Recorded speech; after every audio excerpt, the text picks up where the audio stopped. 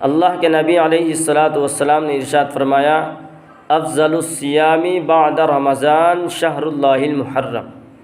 یعنی رمضان کے روزوں کے بعد سب سے افضل اور سب سے فضیلت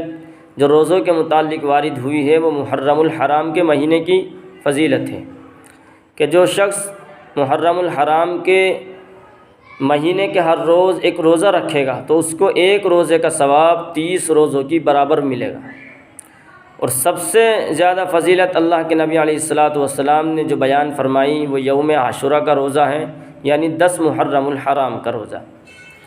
اس کے بارے میں اللہ کے نبی علیہ الصلاۃ والسلام نے فرمایا، جو شخص یوم عاشوراء کا روزہ رکھے تو اس کے 1 سال کے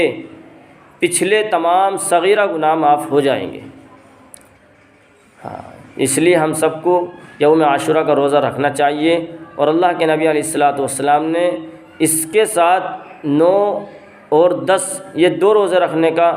حکم فرمایا، یا تو 9 یا 10 کا رکھیں یا 10 اور 11 کا، تاکہ یہود کی مشابہت لازم نہ آئے۔